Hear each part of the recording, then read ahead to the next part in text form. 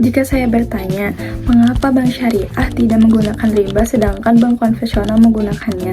Apakah keduanya hanya berbeda nama atau sebenarnya memiliki sistem yang benar-benar berbeda? Nah, pertanyaan itulah yang akan saya bahas pada video kali ini. Assalamualaikum warahmatullahi wabarakatuh. Halo semuanya, perkenalkan nama saya Nadia Salma Zakira dengan NIM 24253701. Pada kesempatan kali ini saya akan membahas mengenai perbedaan antara ekonomi syariah dan ekonomi konvensional, mulai dari pengertian, landasan, prinsip, hingga contoh penerapannya yang ada di kehidupan sehari-hari. Nah, sebelum membahas perbedaannya, kita perlu memahami terlebih dahulu apa yang dimaksud dengan ekonomi syariah.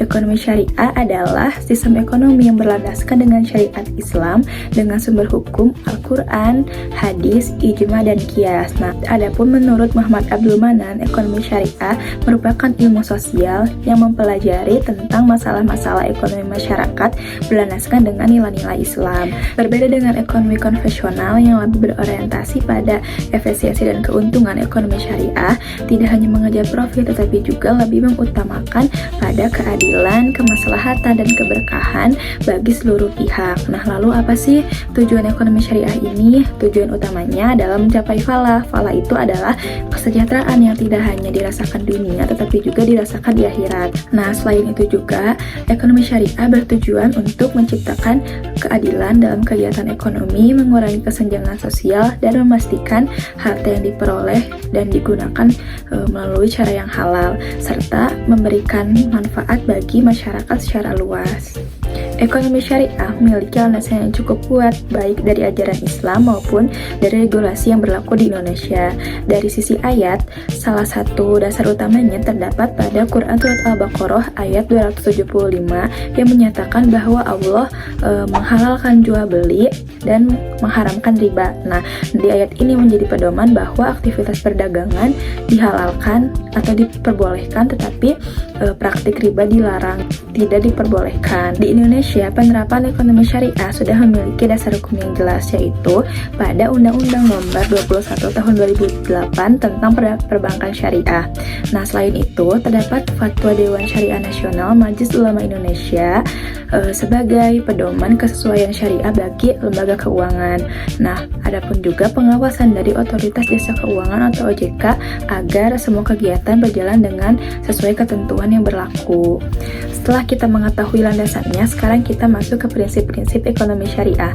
Nah, ekonomi syariah ini dibangun atas dasar tauhid, amanah, keadilan, keseimbangan, transparansi, serta tolong-menolong. Dalam praktiknya juga, sistem ini menerapkan mekanisme bagi hasil dan melarang 3 unsur. Yang pertama, unsur riba. Yang kedua, unsur goror. Yang terakhir, unsur maisir. Nah, sekarang kita bahas dulu apa yang dimaksud dari 3 larangan tersebut. Yang pertama, riba. Riba adalah suatu tambahan yang tidak dibenarkan dalam suatu transaksi. Yang kedua, goror. Goror itu adalah ketidakjelasan dan ketidakpastian dari suatu transaksi. Yang sedangkan maisir yang terakhir adalah spekulasi atau perjudian yang bergantung pada untung-untungan. Nah, larangan dari ketiga unsur tersebut bertujuan agar transaksi berjalan dengan adil, jelas, dan tidak merugikan salah satu pihak manapun. Lalu apa sih yang membedakan antara ekonomi syariah dan ekonomi konvensional? Nah, yang pertama terletak pada landasannya. Landasan ekonomi syariah itu Al-Quran, hadis, serta regulasi yang mendukung penerapan prinsip syariah. Sementara itu, ekonomi didasarkan pada teori ekonomi modern serta hukum positif yang berlaku. Nah, yang keduanya ada dari tujuannya. Ekonomi syariah tujuannya untuk mencapai falah, sedangkan ekonomi konvensional berorientasi pada efisiensi dan keuntungan ekonomi. Selanjutnya, dari sisi mekanisme transaksi, di sistem ekonomi syariah menerapkan sistem bagi hasil dan akad yang sesuai dengan syariat Islam, sedangkan di ekonomi konvensional menggunakan sistem bunga.